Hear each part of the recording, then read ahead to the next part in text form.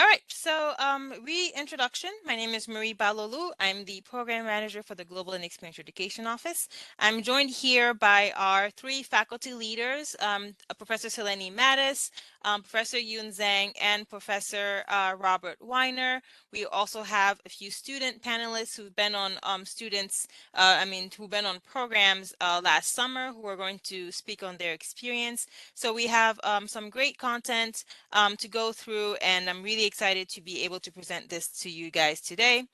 So just quickly, as a reminder for our office, the Global and Experiential Education Office deals with all international education related matters. So we manage international student services. We serve as the liaison for international students to obtain their visa documents to come to the US, including the SA 2019s and I-20. We run overseas study programs, which could be term exchange, or short-term study abroad programs. We also manage a number of experiential education programs, both domestic and internationally, and we do a lot of advocacy and collaboration for global and experiential initiatives, which usually result in things like dual degree programs with institutions, top tier institutions around the world. So we also work with degree programs on their international residency requirement, including the Masters of Science in International Business program, as well as the full-time MBA, which we work with the department to organize the logistics of the travel for students. That's a little bit about our office. The agenda for today is quite simple. We'll give you an overview of STAPs, what they are, why would you be interested in doing such a program, when are they running, where are they running, and how to apply. And then I'll turn it over, pass it over to our faculty to present on their programs. They'll tell you about content, about highlights, and some of our faculty have former participants, so those folks will also have a chance to speak. Then we'll talk a little bit more about other opportunities, including short-term exchange programs, business and society courses, and then I'll tell you about the application details, critical dates and deadlines, and some additional and future opportunities. At the end of the session, we'll have a Q&A, but of course, feel free to utilize the chat and Q&A section if you have questions as we go in the session. So, what is short-term study away? Short-term study away are academic off-campus courses that could be domestic or international. They're short in duration, so these are 7 to 10-day travel programs. They occur during academic break, so they do not interfere with the GW schedule of classes, unless you're taking classes over the summer. If you're taking a class over the summer, there's going to be some level of interference in your schedule. These are elective courses, meaning that you earn credits for them, and these are opportunities that are specifically designed for both undergraduate and graduate students at the school.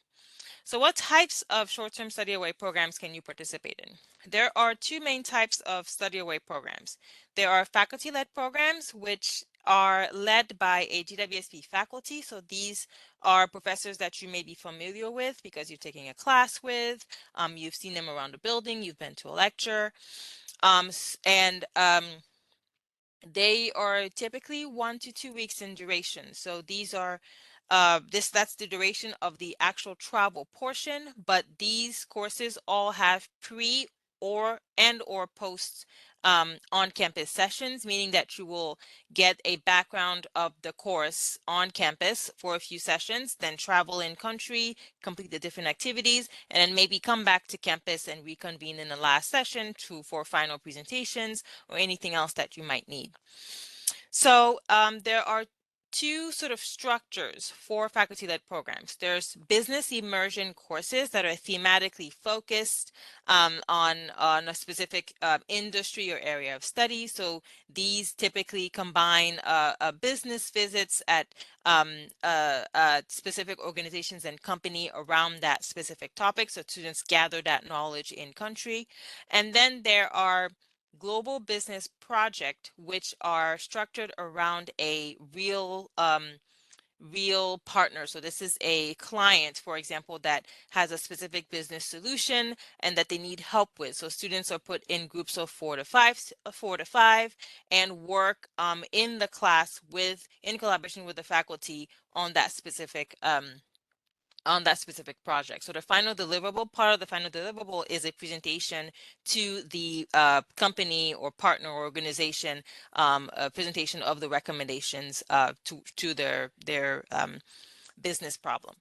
So both of these are opportunities to network with your fellow GW students, because you're in a group of you're in a group with GW students, including business school. You may be in a classroom with students from the Elliott School or CCAS, depending on the topic.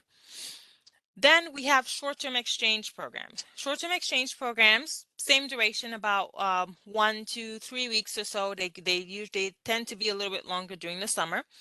These are led entirely by the partner institutions. So they're developed, they are curated and run by the partner. All we do is promote these programs on our end and nominate our students to those partners. So there's no travel meetings per se.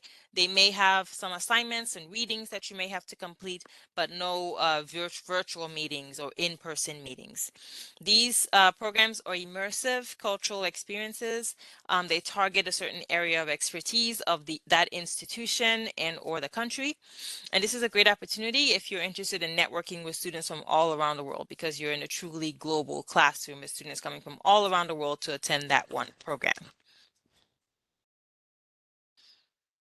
So why should you study away? So you should consider a study program, because these programs give you exposure and an eye into new regions, new countries, sectors, ways of doing business that you may have not been familiar with in your sort of current academic and professional endeavors. So these give you access to new topics of study. They enhance your skills, increase cultural competency and awareness, develop and expand your global network, and advance your degree completion. You're doing all of this all the while earning academic credit. So some more of the benefits: again, earning academic credit during the breaks, which is great. You get to graduate early. You discover new destinations. These are great networking opportunities. You get to network not only with your fellow GW students, faculty, you also get to network with partner institutions and businesses that are part of the program. These will build your skills and contribute to the overall overall GW experience here as a student. So who can? Okay. Ready? Thank you. Okay. All right, thanks. Alrighty, bye. Bye. Okay, so who can study away? So faculty-led programs are open to all graduate and qualified undergraduate students at the university. So if you are not a School of Business student, you can still apply for faculty-led programs. Non-GW applicants must be enrolled as the non-degree in order to actually participate into the program. So if you're a non-GW student, you can apply, but upon a commitment to the program, you'll be expected to enroll as a non-degree. These programs count towards your general elective credit space. So what that means is that as long as you have general elective credit space in your degree program, you can take one of these programs. All degree majors, of course, and schools are welcome to apply. Short-term exchange programs, on the other hand, are restricted to graduate students only. So undergraduate students cannot apply for these opportunities. Of course, unless you're a 4+1 student and you're taking classes towards your master's degree. GWSB students only, so non-GWSB, so students from the Elliott School, CGAS, would not be able to apply to short-term exchange programs. All right, where can I go? So here are the offerings that we have for the summer. Our faculty will present on their offerings in a few minutes, and I will tell you about the short-term exchange programs, highlights, and benefits for each of these programs in the next few slides. But I'm sure you're wondering, how can you possibly decide? These are all great destinations, great programs. How can you pick and choose? So here I've developed some guiding questions that will help you determine which program structure would be adequate for you, depending on your level of comfort. So faculty-led programs are more, these are a niche group. So these are a group of students that you would have taken classes with, that you'll be familiar with, that you'll get to meet before you go. So if you're more comfortable with being part of a group, if you want the opportunity to network maybe with your peers, that would be you would want to gravitate towards a faculty-led program. If you want experience in consulting and you want, then you would want a faculty-led program that's maybe structured around a project, like a global business project. If you want more independence, so you want to maybe book your own housing and you're more on the adventurous side, you may want to look at a short-term exchange programs, as those programs are a lot more independent, and there's a lot more that goes into personal research, and really going out there and making the best out of those opportunities. So if you want the opportunity to also network, for example, with students from other U.S. business schools, because all of these partner schools have their own partners aside from GW, that are also U.S. schools. So that will give you a much broader networking opportunity. So these are the things that you can consider when looking into programs if you don't have an idea of like what destinations or what type of program you should be applying for. So this is what the commitment timeline looks like. For the summer, applications will be open until February 5th. The commitment will be from February 15th to the 21st, with programs traveling anywhere between mid-May and mid-August. Mid-August is the last day would be August 24th, which is the first day of GW classes. So everybody has to be back before that.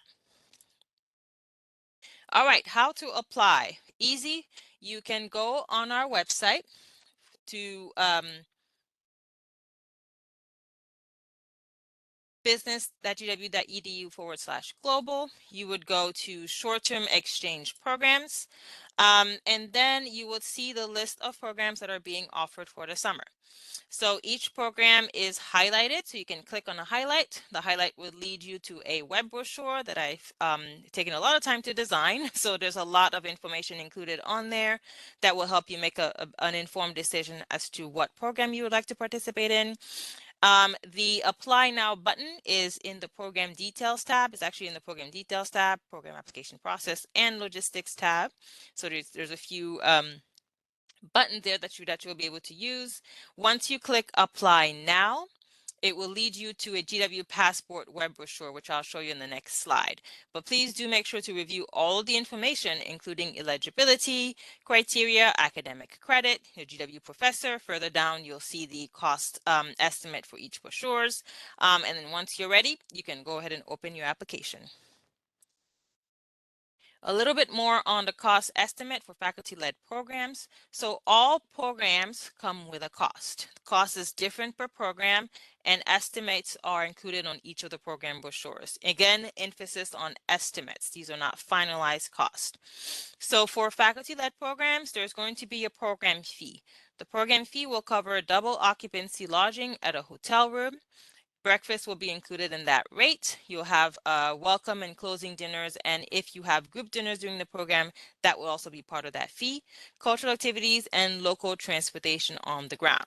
What will not be included in that fee would be your tuition and fees, round-trip airfare, airport transfers, so how you're going to get from your house to the airport, and vice versa, lunch and dinners on the ground, and personal expenses while you're on the ground. For short-term exchanges, the structure is slightly different. There's no program fee, so you'll be charged a GW tuition for the tuition credits for the course, and just your GeoBlue travel health insurance, which will cover you during your trip. Everything else will be out of pocket. So I'll tell you the difference between an open enrollment type structure and a custom type structure in the next slides when I start talking about short-term exchange programs. But the only thing that you want to note is that for custom type short-term exchange programs, there's almost always going to be a host institution fee, which is some type of administrative fee that they use for processing purposes. But that's the only distinction between these two, because it will still be most of your expenses will be out of pocket, and there's, aside from your tuition and your travel insurance, there's nothing that's billed on the GW side. So opening an application, easy peasy. You'll log into GW Passport. Please make sure to log in with your user ID and password. Do not create a new account. Do not enter your full GW at gw.edu email. The system will not recognize you as a GW user and will create a separate application. So make sure to log in properly.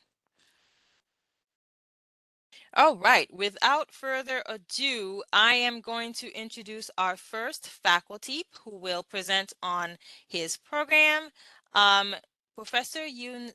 Yoon, are you there? Yes. Great. So I will pass the mic on to you. Just let me know when you'd like me to flip through the slides. Thank you, Marie. Hello, everyone. My name is Professor Zhang. I am currently on the faculty with the Department of Accountancy. I'm originally from mainland China, went to college in Beijing and obtained my PhD degree in management with a concentration in accounting from Yale School of Management. This is my 14th year here at the business school. Before joining here in 2009, I previously had been teaching at Duke University's Fuqua School of Business for some time. During my entire time here at GWSB, I have taught, managerial accounting mostly for AMBA, PMBA, and a Master of Accountancy students. In addition, more related to this course, I'm no stranger to experiential learning. In 2020, I taught a CAP class, that is the Consulting Abroad program for GMBAs.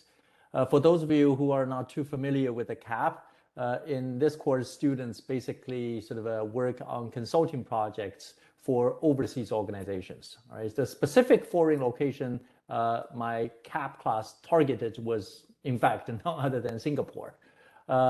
And the whole class was originally slated to travel to Singapore in May of 2020 to present their final, project findings to their clients. But as all COVID hit the world in early 2020. We ended up having to conduct basically the entire class online, which was a huge disappointment to everyone involved. Right. Benefiting from my CAP experience, I subsequently designed a consulting-based class for undergrad accounting senior students.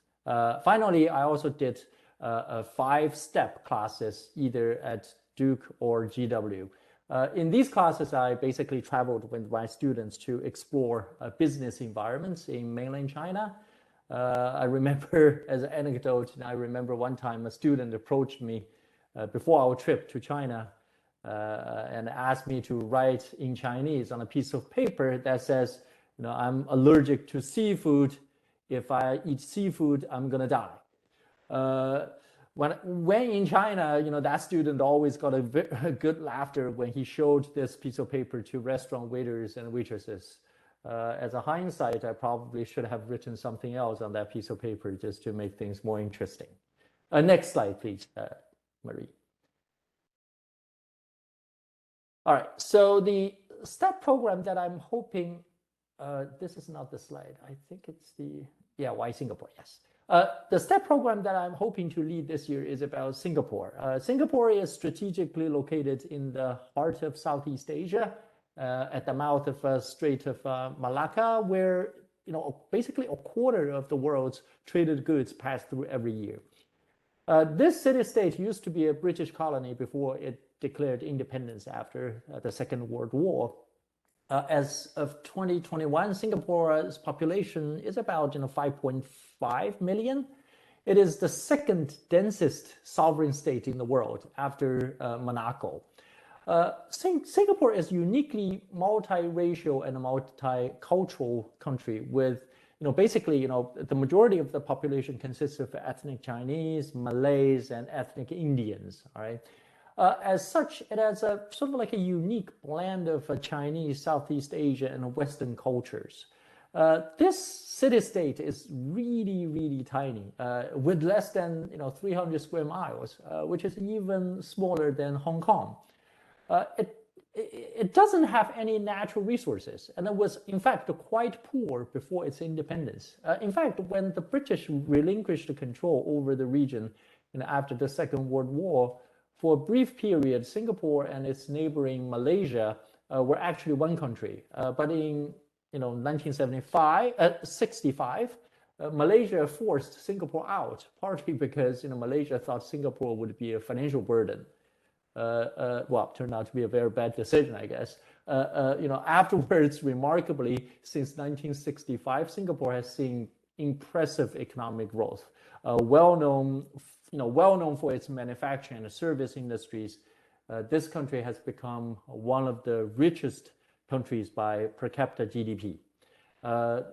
This is, in no small part, due to its vibrant local economy and army of aspiring entrepreneurs. Right? Because of its strategic location and its small size, Singapore has to do a delicate dance between world powers, such as the US, China, and Australia. And its current and past leaders are masters at, basically balancing acts, sometimes playing one foreign power against another. Not surprisingly, Singapore has historically had good relations with all these much big players. Right, next slide, please. Singapore is probably the most pro-business country in the world. It has a very stable yet efficient government, and it possesses a legal system on par with many Western countries. In a nutshell, the key to success for Singapore is to have a free economy with a very strong government. To some extent, modern-day China has been modeled after Singapore. When Deng Xiaoping started the Chinese economic reform in 1979 in China, Deng had input from then Singapore Prime Minister Lee Kuan Yew, and the current president of China, Xi Jinping, is reportedly a big fan of the Singaporean system. This country has a highly skilled labor force because of two factors. First, it has a merit-based immigration policy, attracting talents from all over the world. In fact, the richest person in Singapore at one point is a Chinese immigrant who owns a chain of popular hotpot restaurants. And I believe Alibaba, which is the largest sort of a Chinese e-commerce firm, is now building a headquarters in Singapore. And the owner of ByteDance, ByteDance is actually the parent company of TikTok. Actually, he fled to Singapore last year from China. So the joke here is that almost like half of who's who in the Chinese finance industry or high-tech industry are already in Singapore. Second, it has many world-class universities, such as Singapore National University, Nanyang Technological University, and the Singapore Management University. These universities not only train local residents, but also attract a large contingent of foreign students, right? Many of whom decide to stay after graduation. Right? Singapore's allure to talents in part lies in its low tax rate. Singapore personal tax rates start at 0% and are capped at about 22%, above 320,000 Singapore dollars for residents, and a flat tax rate of 15 to 22% for non-residents. So the tax rate is extremely low and simple, in fact. The corporate tax rate in Singapore is 17% for companies with incomes over about 2.7 million US dollars. All right. Singapore has an impressive infrastructure, extensive road systems, best airport in the world, Chengchi Airport, and one of the largest ports in the world. All right. And also recently, there was unrest in Hong Kong, which was used to be the biggest sort of a financial hub in East Asia. Well, the recent unrest there turned out to be a big boom for Singapore, which has seen a sudden uptick of immigration and money flowing from Hong Kong as well. Next slide, please. So this course will not deal with big players, those big players, namely multinationals or state-backed enterprises. Instead, we will focus on the small players, that is small to medium-sized companies. While the popular press, often gives a lot of coverage to the former, those big players, in fact, it is those small players that generate a significant economic growth as well as job creation, right? I have taken students to visit big companies before. Usually what happens is that some mid-level manager would come out and give a pretty bland boilerplate presentation. The whole thing usually smells like a mini PR event, which has very limited information value, in my opinion. In contrast, the best company visits I have had are all with small or medium-sized businesses. In those visits, we will have the opportunity to directly interact with key decision makers, oftentimes who are the owners of the business, who are more open to share with their stories. And more importantly, they often not only share with their success stories, but also lessons from their past failures. I particularly found those failures very intriguing. All right, next slide, please. In terms of our course structure, we will have a residency portion and an overseas portion. During the residency portion, we will hold 3 2.5-hour sessions in DC. In those sessions, we will take a deeper look at the country's institutional backgrounds, such as political institutions, geopolitics, business environment, and we also look at the comparison between Singapore and the neighboring Malaysia. And then we will analyze the companies that we will be visiting and try to understand their unique opportunities and challenges. During the overseas portion of the class, certainly we will conduct various sort of visits to those organizations to meet with their key decision makers or owners. All right. So one thing I would like to particularly emphasize here is that when we visit Singapore as a group, we not only represent ourselves but also represent the broader GW community. We absolutely have to do our best to maintain professionalism. Otherwise we risk damaging the university's reputation. In short, in this course, we will work hard, but also we certainly will, play hard as well. In addition to company visits, we will also conduct cultural visits. Food in Singapore is simply amazing. Right? Being Chinese myself, I simply cannot, stop being amazed every time I visit there. There are just so many activities that you can do. Well, in the end, so I hope you find this presentation informative, and if you have any follow-up questions, please do not hesitate to let me know. Thank you for your attention. Back to you, Marie. Thank you, Dr. Zhang. Are there any present questions for the Singapore program? We still have about 3 minutes. If you have questions, feel free to unmute yourself now, or you can also use the chat box.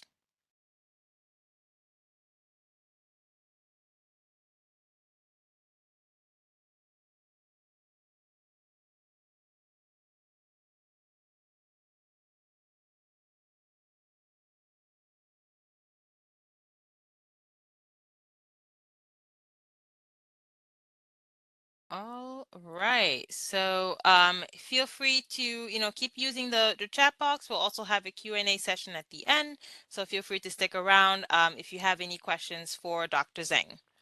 All right, thank you so much, Dr. Zhang, for presenting. So now we'll move on to our second presenter, Professor Seleni Matus. Will present on her program to the Republic of Georgia. Professor Matus, do you want to take it away? Thank you so much, Marie, and thanks to everyone for joining us. I am joined today by a few of the students that participated in the short-term study away program that was offered to the Republic of Georgia with a different scope and on a different topic last year, but they will also be sharing their reflections and insights. So I'll be introducing the students after a brief overview. and then getting right to it. So as Marie mentioned, my name is Seleni Matus. I am a part of the faculty here in the Department of Management. I've been with GW for about 7 years, and each of those years, except for COVID, with that sort of course, the world changed during that 1 or 2 years that we did not have short-term study away programs. The remaining years, so it's been 5 programs, I've annually led a similar short-term study away program. And so this year, the focus is on social entrepreneurship. I'm so delighted to offer a program in this area, since the last time we've had a short-term study away program on social entrepreneurship was in 2010. So it's been a while. And so we know that, in our global business world that's so replete with, economic oriented announcements, social entrepreneurship and social entrepreneurs in particular really bring a different light to the trends on social welfare and social well-being of our society in general. This course will be looking at how social enterprises in Tbilisi, which is the capital of the Republic of Georgia, how they have fared through COVID. It has been a burgeoning field in the Republic of Georgia as an economy in transition. It's located really at the intersection of Eastern Europe and Western Asia. So it's in a unique location. And this has really, through its history, brought about many challenges. And so social entrepreneurship has really been growing in the Republic of Georgia. And we have seen how the growing number of social enterprises are tackling a wide range of social development challenges in the areas, of course, of inequality, in the areas of education, also in the areas of larger creation of decent work and economic growth as well. So that is the backdrop for this course. Next, please.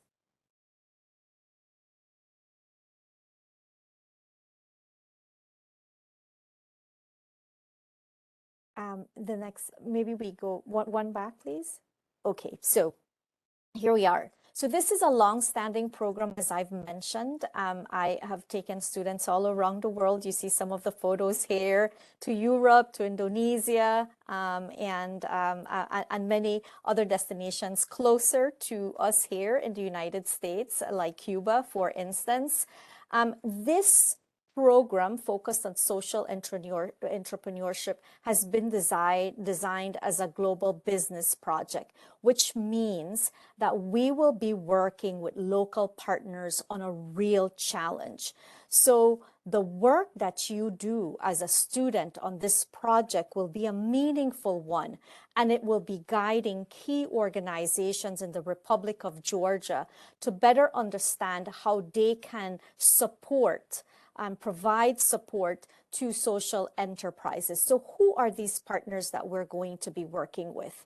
We will be working with the Caucasus University, and the Caucasus University has been our partner, was our partner last year and will be this year. And they have an entrepreneurship sort of center. And so their professors and a few of their professors within the center will be accompanying this experience. Our students will team up with students from the Caucasus University. So you'll be joining a blended sort of consulting team, really providing guidance to 2 key organizations. So the field of social entrepreneurship has been influenced tremendously by international assistance. And USAID, which is the sort of international development arm, of the United States. They've been very active in the Republic of Georgia. And so they have supported social and enterprises over the years. And so we will be working with USAID to assess the programs that they've been supporting. We will also be working with one of the largest nonprofits that has been providing a suite of services to social enterprises in close collaboration, of course, with USAID, but then also European funding agencies. So we have a real nice constellation of local partners that will ensure that our students really are able to come in, to understand the local context pretty quickly, to also work in the field. We'll be on site for 1 week to really sort of assess a wide range of social enterprises. So for anyone in the entrepreneurship track, this gives you a wonderful insight into the many sort of organizational structures that have been set up to take on these large challenges, these social and environmental challenges in the Republic of Georgia.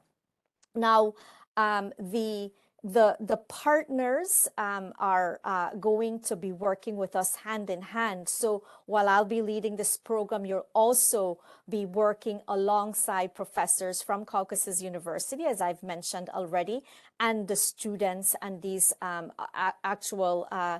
the professionals in these other organizations, which will be supporting the program as well. So it's a rich sort of ecosystem of resources that you will have on hand to really sort of work with you, and will be sort of coaching you, of course, as you tackle the assessment of this wide range of social enterprises. Now, we will be working prior to the field component. So next, please. This also has a residency component to it. We will be spending a few weeks on campus prior to our on-site visit to really sort of prepare for that 1 week in the Republic of Georgia.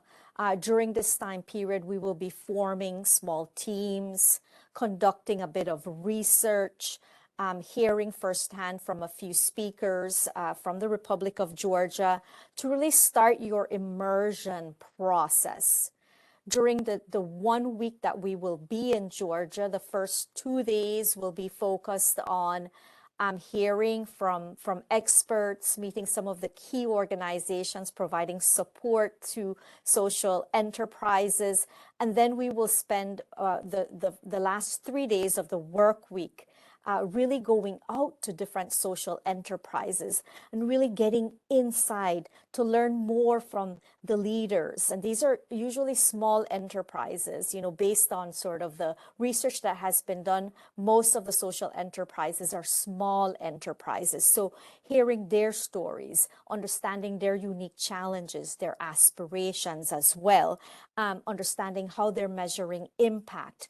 And through this process and interaction, being able to give back a little bit, because some of the areas that through research have been noted that they need the most support with is business strategy and also business planning. And so this is a wonderful opportunity for our students to also give back a little bit and learn at the same time. We will come back to campus.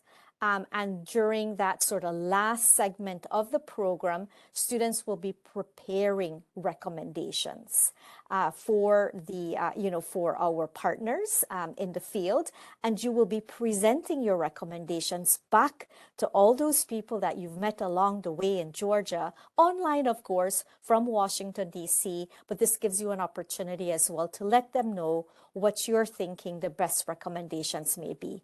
The program is filled with cultural activities. We have an orientation tour. There's an opportunity to do a few things in the evenings as well. And we'll round off the week with a full day of a cultural experience. Now, Georgia treats its guests, its visitors, as a blessing. They really do. and you'll hear from the students firsthand about this. And so we will be visiting the largest winemaking region, Kakheti, it's called, in Georgia as part of that cultural day. So you'll be able to really experience the birthplace of wines as they consider the country.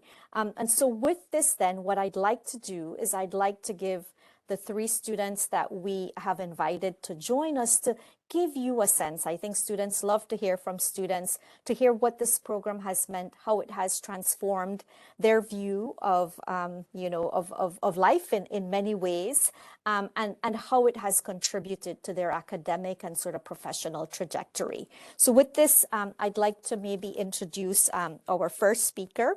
And Patty, if you don't mind, I'm putting you on the spot first. So Patty Rosario is joining us from the Graduate School of Education and Human Development. And so Patty, would you kindly share a few minutes, please, your sort of main takeaways from this program and how it has impacted your life? Yeah, absolutely. Hi, everyone, and thank you, Seleni. I really, there's so much that I would love to say, and I'm limited on time, so I'll try to stick to the most important things. But first, I want to say that the people of Georgia, the country itself, it was so beautiful. They were so welcoming and kind. I felt so supported. I think Tony, who's also here from our group, would say the same thing. The stakeholders, the students, the faculty that we were working with, at no point during our time there did I ever feel like unsafe, both physically, of course, but also in the work that we were doing. I felt if I had a question, I could ask anyone on my team. I could ask our peers, our Georgian peers. So I think that the working group and the working environment was really the most special part of the trip for me.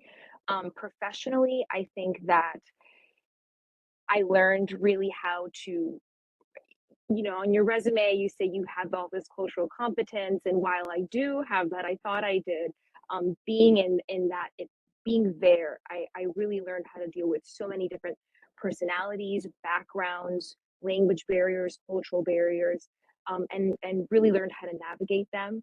So I would say that was also very impactful for me, again, professionally, but also personally.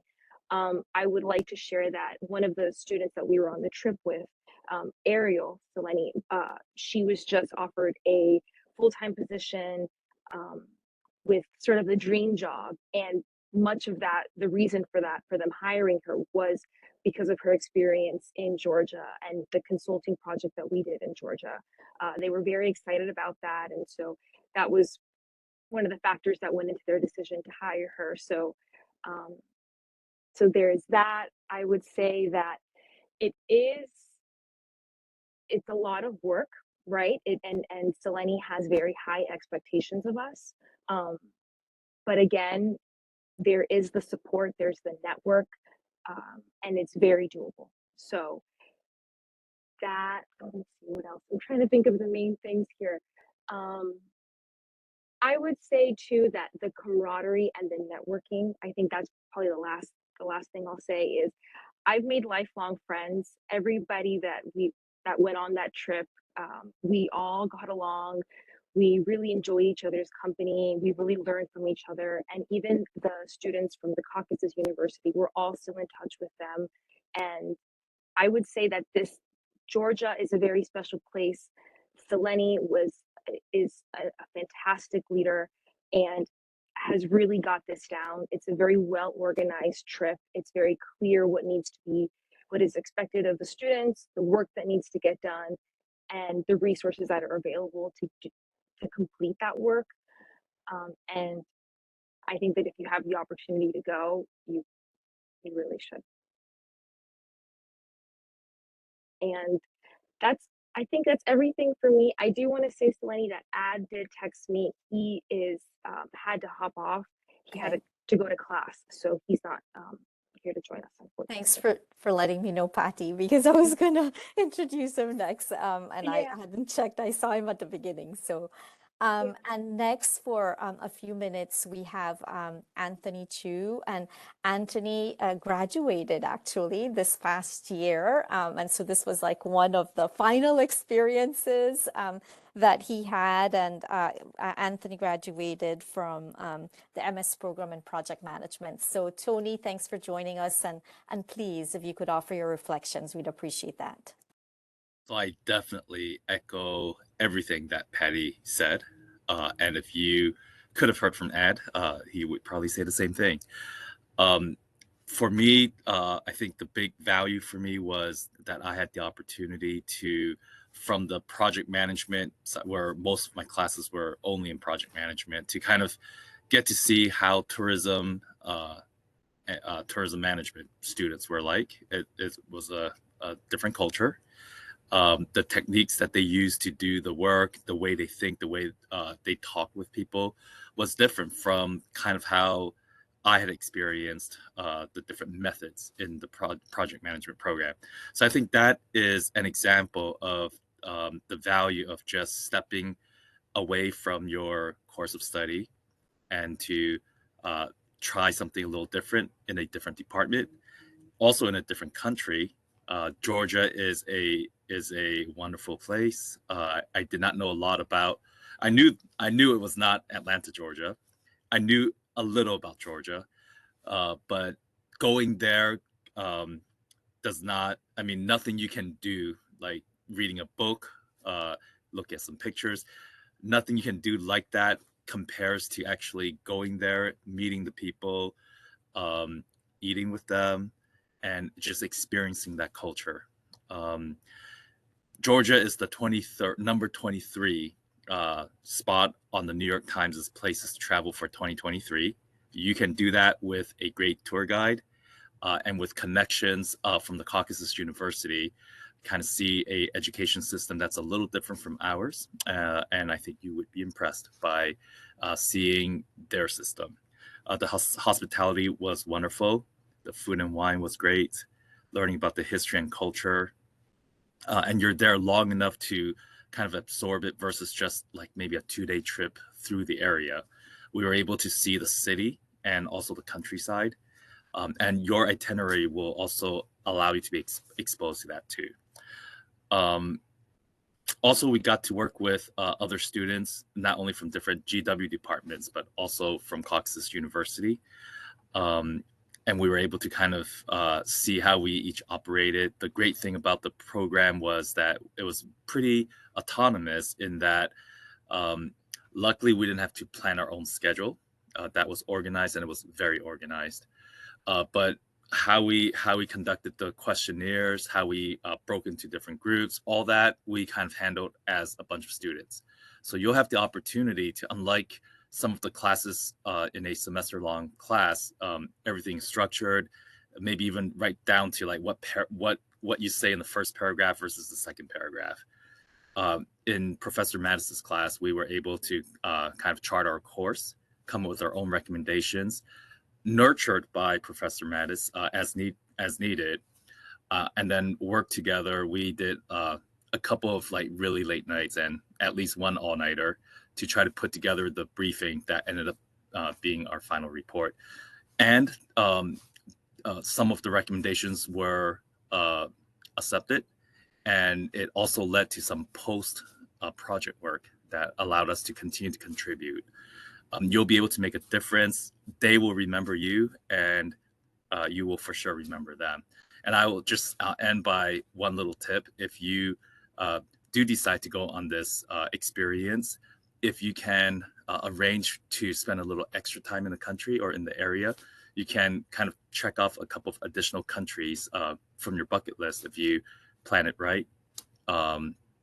And even travel within Georgia. It's a big country, so what we see in the itinerary isn't everything. So if you can afford to stay a little later or go a little earlier, just a couple of extra days, it'd be worth your while. With that, I'll turn it back to Professor Matus. Thank you so much, Tony and Patty, for offering those reflections. I think hearing firsthand from students always means so much, since you've our perspective as professors is a little bit different. But I think this point about using this experience to really sort of get firsthand experience at how to work on a real life project and a meaningful one. Most of our students end up really thinking about their professional trajectory a little bit differently after they come back. And so it's social entrepreneurship offers you an opportunity to really sort of understand how enterprises can be used to tackle these large social and environmental issues that we're confronting, and to see how it's being done in Georgia, and through that process learn. And so hopefully you can become a change maker if you're not already one through the entrepreneurship and business work that you're doing here at the GWSB. So think about Georgia, and if you have any questions, we'll take them. I don't know, Marie, do we have a few minutes for questions, or? No, we're actually over time. Okay, They can great. put So the questions in the chat box for you. wonderful. Thank you. And back to you, Marie. All right, great. Thank you so much, Seleni. Great presentation. Let's move on to our next speaker, Dr. Robert Weiner, who will talk about his program on to the United Kingdom on business and the state in London. Rob, are you there? Yes, can you hear me okay? Yes, all yours. Okay, I'll try to be fast because the last program ran over, and I know that we have to stop at 6:30. And so this is a program to London. London does not need any explanation or introduction as one of the world's great cities. The one thing that I might say about London you might not already know is the temperature there in the summer. Just when you're getting a bit tired of the heat and humidity in Washington, D.C., if you contrast London with, say, for example, Singapore and Tbilisi, Singapore's average temperature in the summer is a high temperature of 90, 32 C. Tbilisi, I looked up during Seleni's nice presentation, high temperature 85, about 30 C. London is about 22 C, 70 degrees. Very, very pleasant. We don't go there in the winter for a reason. In the winter, it's not very pleasant. We've been running this program for a long time, and to save time, I'm going to just use one slide. Can we have the slide? And we'll have Holly Vo on, who was on the program last year. Yes. So can you just click through? Okay. So the first thing to say is that this program is a little different. Business and the state is not about small businesses. It's not about social entrepreneurship. It's about the big picture. It's about the relationship between business and government, which has become more and more important in the last few years everywhere. We're accustomed to seeing business and government interact in Washington, D.C. Going to London gives you the perspective of a country with similar experience to that of the United States and similar problems, but a very, very different setup. So in some sense, it's less different and less exotic than going to some of our other destinations. On the other hand, for those who want to use your study abroad for trying to reflect on your jobs and your experience and your career at home, it might be more relevant depending on what area you're in. If I can start with the middle, this is neither a consulting abroad program nor a study tour. It's great to spend your time working for a client and using your evenings to stay up all night and pulling an all-nighter. We don't do that. It's not a consulting abroad program. Those of our participants who stay up all night, it's because they're having fun and they're interacting with locals and talking to them in pubs, not that they're furiously working on their PowerPoint presentations that's due to the client the next day. In my opinion, it's better to separate consulting programs from study abroad because your study abroad time is so limited. Nor is it just a study tour. We're not just going to see how things are done in London. We're there to see how things that are done that are relevant to issues in the United States and looking at it from a different perspective. Many of the GW grads who have worked there work on public-private issues, as many of our GW students do also, especially in sectors such as infrastructure and healthcare. These are tremendous issues and challenges for the United States, and the UK has faced them with many, many fewer resources and had to be more innovative. And so in some sense, the UK's experience of interaction between the public sector and the private sector is more varied and more interesting than the United States, and hopefully we can learn something. Some of you may know that all healthcare in the UK is completely the public sector, the National Health Service. And one of the questions is, well, what's the effect of that? You may not know that a couple of the most well-known automobile brands, Jaguar and Land Rover, were state-owned enterprises for a while. And we'll ask the question, what's the difference between a state company and a private company? By looking at business in the state, we'll be connecting to lessons and learnings at home in terms of your on-campus courses and trying to connect ideas about what state-owned enterprises do and what the state does and how business operates in a place where the state runs some of the systems. One of the great things about having a program on business and state is not only do we study public-private interaction, but we do it ourselves in terms of the participants of the program. This is the only GWSB program that is cross-listed. We're cross-listed with the Trachtenberg School, and we typically have about half business school students and half students who are studying public management, a mixture of the Trachtenberg School, mostly MPA and MPP, and also students from the Elliott School. So if you're going to be in a profession such as those in Washington, D.C. that involve interaction between the state and business, it's helpful to see what people studying public management, what they've learned, and especially to talk to them informally in pubs where you might be spending your evenings when you're not working on crash preparing your client presentation. In addition to our free time, we'll also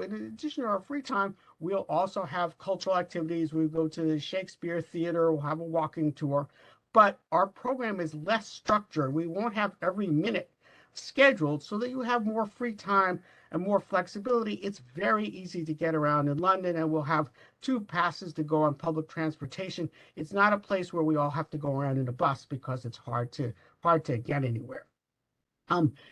In terms of experience there, we've been going there since 2001, and we've had roughly 250 alumni of the program, and some of whom come back in different respects. We also have a sister course on campus called Privatization, Nationalization, and Public-Private Partnerships, which runs once a week for the whole 10-week semester. So those of you who want to sort of a broadened experience where you have a regular on-campus course where we have guest speakers such as from Amtrak and connected to what's going on in the United States, you can do the program as either 3 credits just going to the UK. You can do the program as 3 credits just doing the DC part with a regular on-campus experience 1 evening a week, or you can do both and take advantage of some of the synergies there and with some of your other classes. So it's very different. It's designed less to stand alone. We're going to be going to Outer Mongolia for a week to see how people there live.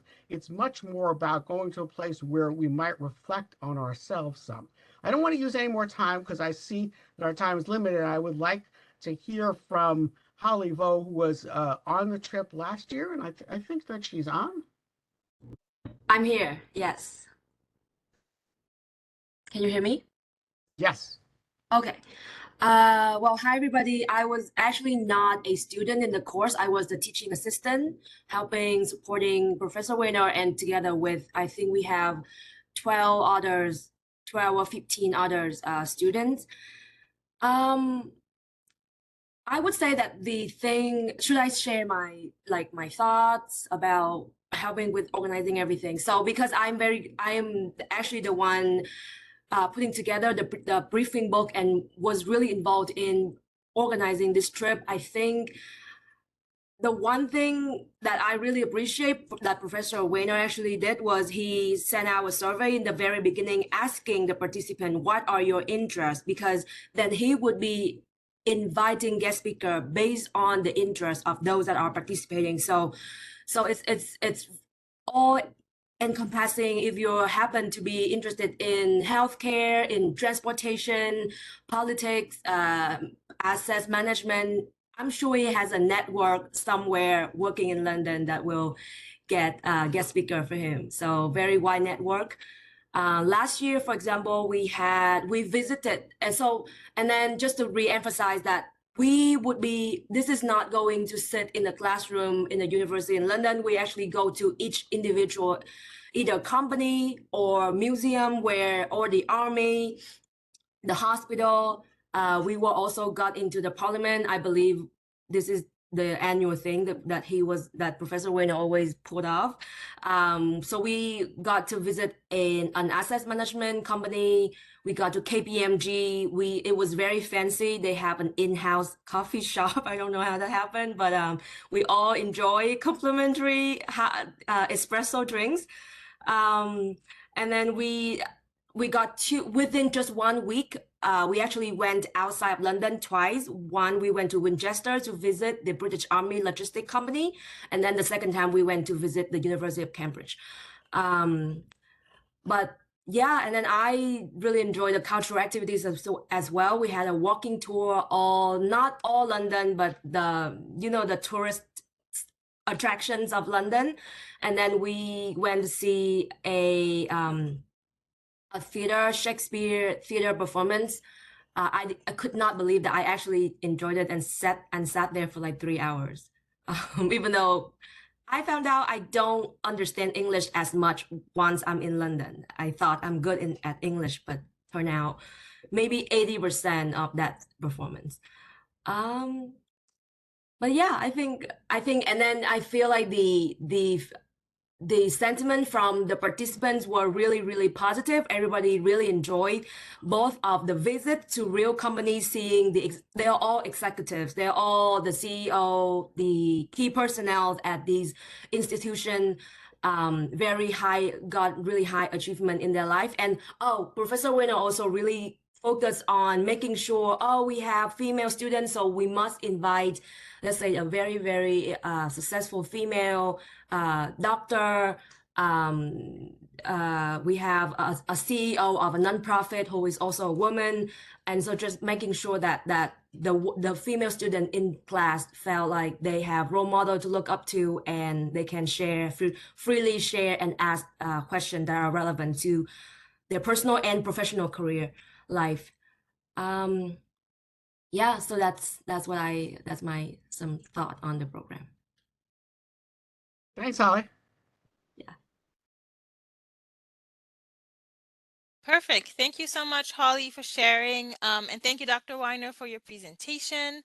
Again, if you have any questions, program specific, our 3 faculty are still here. Please feel free to drop them in the chat box. We'll also have a longer Q&A session once I get through all the slides you'll also be able to unmute yourself. In addition, I am hosting an in-person event on Thursday. I know some of our faculty may pop by and say hi, so that will also be an opportunity for you to meet them in person and again ask questions about the program and about the experience. So there's definitely going to be a lot of opportunities for you to ask questions, and of course you can feel free to reach out to them. I had their emails on the slide. Reach out to them if you have specific questions about the content and the syllabus and things of that nature. So let's quickly move to some additional options for the summer. So as I mentioned earlier, we also run short-term exchange programs. So these are short, exactly like the name implies, short version of a term exchange. So these are run through our partner institutions. This summer we have 5 institutions that are offering summer programs. First one being the International Summer University Program through the Copenhagen Business School. They have, they're offering 2 types of classes. And by the way, the short-term exchange programs are only open to graduate business students. So non-GWSB students and undergraduate students are not eligible to apply for these programs. So the Copenhagen Business School program has 2 options. You can either do a short condensed course for 3 credits, or you can take their regular summer classes for 6 credits, which they call their ordinary courses. So I put the course sessions, the dates on the slide here. You can also find them on the website. All of these dates do include the finals week, so you want to make sure to sit those finals in order to complete the course. With the CBS program, the earlier you commit to this program, the earlier you can select your classes. So the commitment timeline for short-term programs is what? You submit your application by February 5th. You receive your decision by February 15th. If you already know this is the opportunity that you want to do, you want to do this program, you want to make sure to commit right away so I can submit your nomination, because course registration for the summer at CBS opens pretty quickly right after that, my deadline. So the earlier you commit, the earlier I can nominate you to the partner, and the earlier you'll be able to register for classes. So that's just a note. Second note is that this is what I call an open enrollment type structure, where CBS will have a list of courses that you can select from, but it will be up to you to pick and choose which class you want to take. So they don't have a specific class that you have to take to complete the program. This will be, you'll be sitting in a classroom with CBS students and other students from around the world taking classes together. So that's what I mean by open enrollment type classes. So you get to pick and choose your own classes. The next program that we're offering is the International Summer Program through EDHEC Business School in France. This program used to be called Globalizing Europe Leisure and Lifestyle. They rebranded this program after the pandemic, since it was shut down for a couple years. This is a 3-credit program. This is what I would qualify as a custom program, where there is a specific schedule, so you don't get to pick and choose other classes. You're going to be there from the June 26th to July 7. They'll have classes, or they'll have seminars covering topics of around in the luxury industry, including an introduction to luxury. Everything will be focused on French luxury in specific, and then you'll have some hospitality management programs, seminars as well. There will be corporate visits built in, as well as cultural guided tours. So this is a very sort of custom made program with a specific and set schedule. The next program is the Global Manager in Europe through our partner ESSEC Business School in Cergy-Pontoise. This program will happen at their executive campus in Paris. Their main campus is a little outside Paris, in a city called Cergy-Pontoise, an hour out Paris. This program will happen in Paris at their executive campus. So this is only open to MBA students. So non-MBA students would not be able to apply for this program. And number 2 note about this program, it is very competitive, and it's a 2-step application. So being accepted on the GWN, so my end, will not guarantee you into this program. So if you have a degree requirement to take a study abroad program, this program is not for you, because there's no guarantee. There won't be any certain guarantee until mid-April, and you would have missed all the deadlines to sign up for other programs. So this is a program that you would want to apply for if you know that your focus is maybe luxury branding specifically. So this is like the only opportunity that fits that topic and that fits you, and you want to focus on that. So that's just a side note about this program. So this will be a 3-week program focused on European management practices.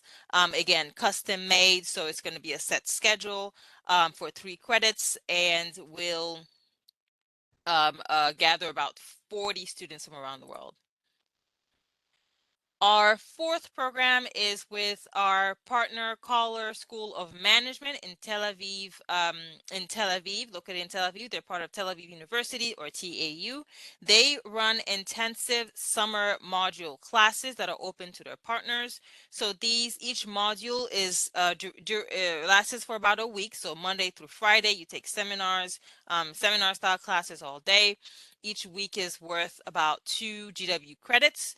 You can take up to 3 modules, so you can be there for 3 weeks and earn 6 credits. These are the topics that they offered last year. There's no guarantee that these topics will be offered again this year.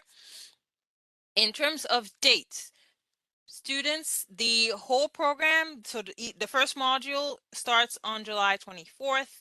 The last module runs until September 8th. However, GW fall semester begins August 24th. That means that any students who are not online students cannot be basically participating in short-term abroad during the school year. So any module starting August 21st will be restricted to only online students only.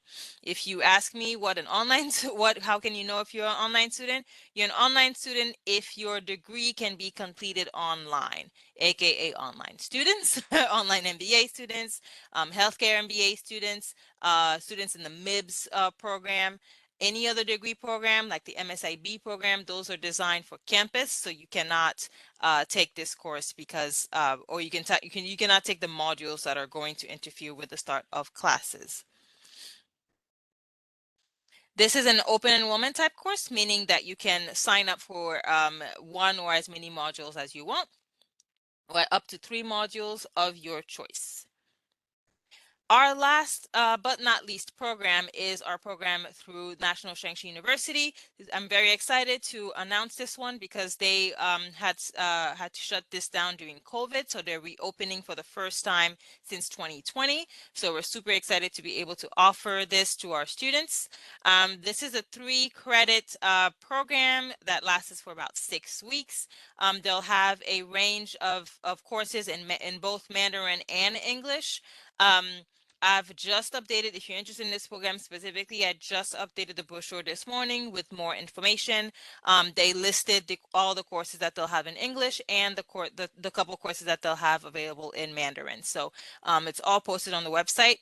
The program dates are here on the brochure. They'll have an orientation. And if you wish to have your accommodation through them, they will also have some options for you. All right, moving on to the application process.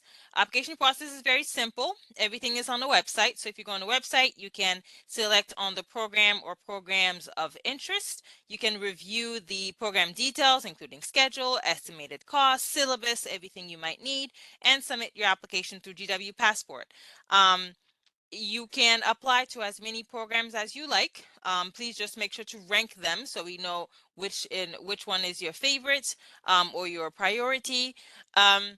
Applications closes at 11:59 on February 5th. February 5th is a Sunday. The reason why we have it on Sunday is to give students the weekend to put their application in. GW is closed over the weekend, meaning if you email me on Saturday the 4th, because you have tech difficulties, I won't be able to see or assist you until I'm back in on Monday, which is past the deadline. So I always encourage students to submit your application as early as possible. So if you encounter difficulties or if you need help, we're here to assist you. The review process and timeline is included here on a slide. February 6th to the 14th, faculty and my office will review applications. On the 15th, decisions will be released. So if you apply to 5 programs, you will get 5 decisions on those applications, whether accepted, waitlisted, denied, all on the same day. From February 15th to the 21st, so you'll have 5 business days to commit to a specific program of your choice. You'll have to submit a $500 deposit. This deposit goes into your student account for the summer, so it'll apply to your summer charges. So it acts as a prepayment for your tuition and fees. On February 24th is when program approvals will be released for the faculty-led program. So that's when we'll make a determination to fully approve all the faculty-led programs if minimums are met. So please make sure to respect those deadlines, as it will impact everything, sort of all the logistical processes moving forward. So I will host a session for committed students. So decisions come out on the 15th. So probably on the 16th or the 17th, I'll host a live session. I'll have a recording to help students commit to a program. If you have questions, follow-up questions or concerns, we'll be able to address them during that session. you cannot enroll in these courses through GWeb. So the summer course listing will be released about mid-February or so, and summer course registration will begin early March. You will not be able to register for these classes through GWeb. I will be registering you once all the logistics are in place. So that's just a note so that you know that you will see this on the schedule of classes, but you will not be able to register for it on your own. Program fee for faculty-led programs, as I mentioned earlier, is tied to course registration. So once you're registered in a faculty-led course, you will see a program fee pop up for your logistical arrangements. Do not book airfare for any of these programs until you receive permission from me or from your faculty. This is very important.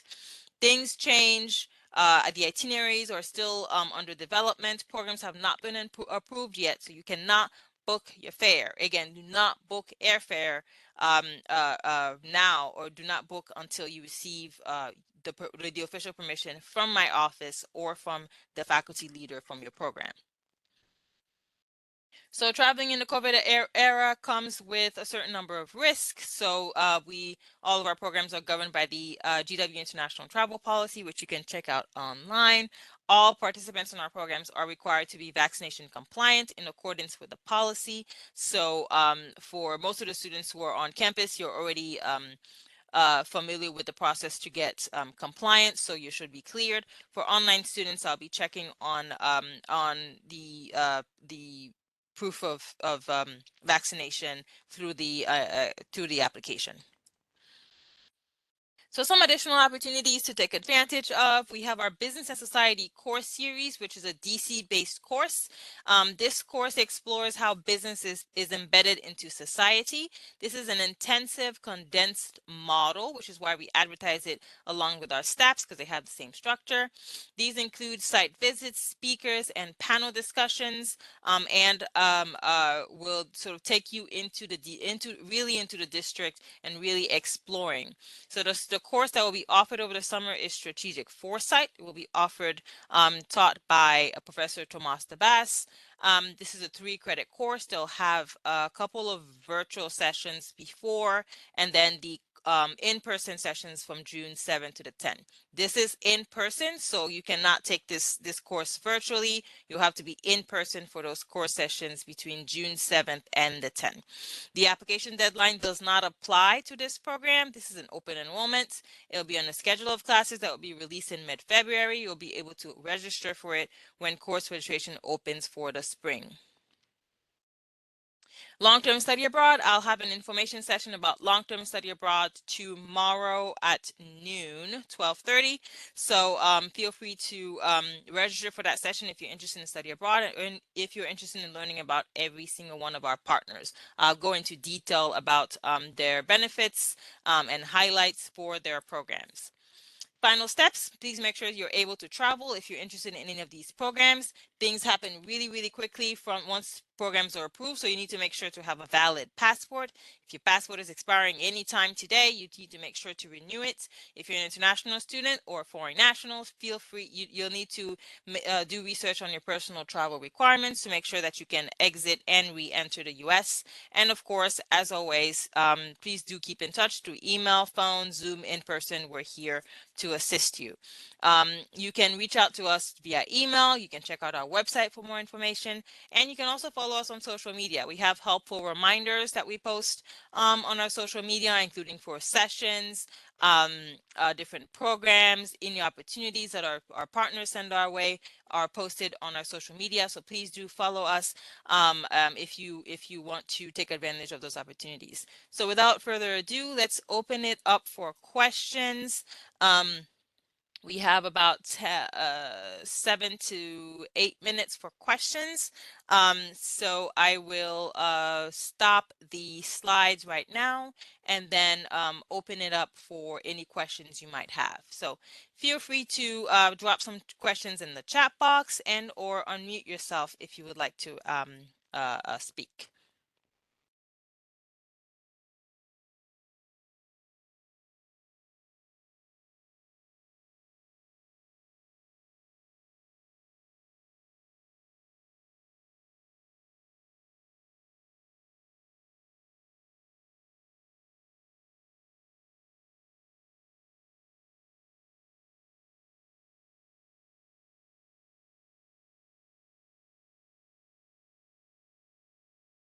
Anybody have any questions?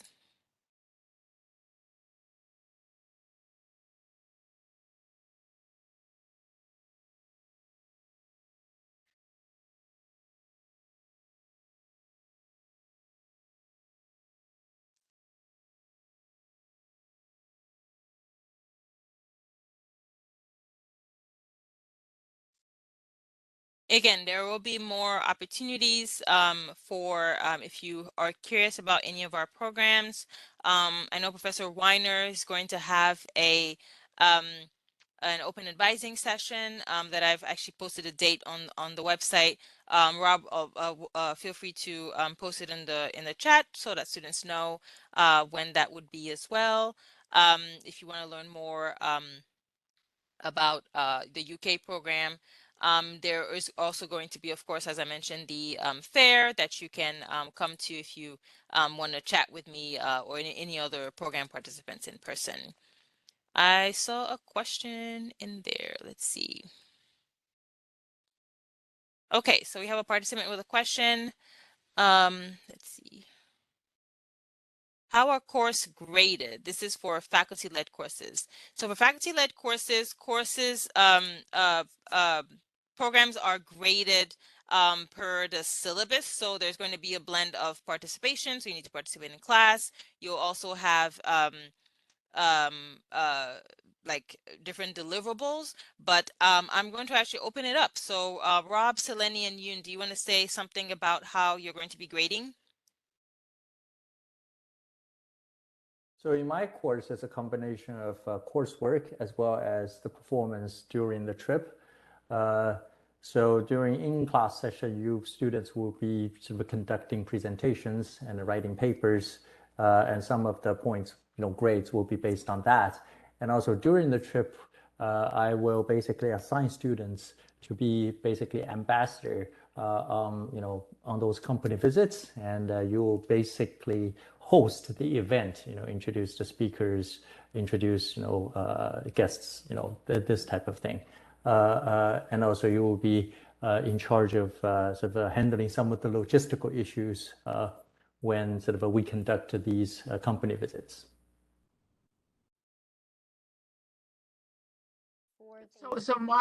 Yes. Go ahead, Seleni. No, please, Rob, you go. I can go last. So mine is similar to Yoon's, except when we're on the trip, we only have one type of work, which is class participation. It's very important that we participate actively in class because we have high-level speakers who are donating their time. And the class is most successful if students are engaged. You might wonder why high-level people are willing to talk to us, and partly it's people like to talk about what they do. Last year we met with Neil Kinnock, who was the leader of the Labour Party for many years and stood for Prime Minister against Margaret Thatcher unsuccessfully. And I was surprised that he was willing to talk to us. But people who are in high-level positions like to talk about their work and their career and offer advice to young people. If young people look down and don't say anything, then it makes them feel like they haven't used their time wisely. So on the trip, the work is being active and engaged. We do a lot of the work, the paper, the writing, we have a proposal and we have a project, but that's mostly done before the trip and after the trip. We want people to use their trip time to be as engaged with the society as they can and with our speakers. So happy to add some details. Very similar sort of grading structure. So for the Republic of Georgia experience, most of the deliverables will be done within teams. So all the students are divided into smaller teams and tackle different sort of elements of the overall challenge. And so you're graded on your group work, and then there are peer evaluation forms as well. So your peers sort of evaluate the level of effort that you've put into those sort of collective deliverables. And there is, of course, some individual contributions as well. So things that you will, as an individual, have to contribute to the overall challenge. So I think it's quite similar to the other courses. Awesome. Thank you so much for sharing about your grading structure. A couple of more questions in the chat. I saw someone, I already answered in the chat, but it's worth mentioning out loud. For online students, these courses are available to you, so you will be able to take the pre-travel sessions remote, and then you will be, of course, expected to fly in country for the portion in Tbilisi, in Singapore, or in London. The only so for business and society, you'll have to basically make your way to DC for the condensed portion, but that's something that will be available for our online students. Great question.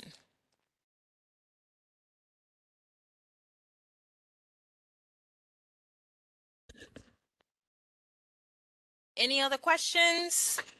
We have about 1 more minute before session ends.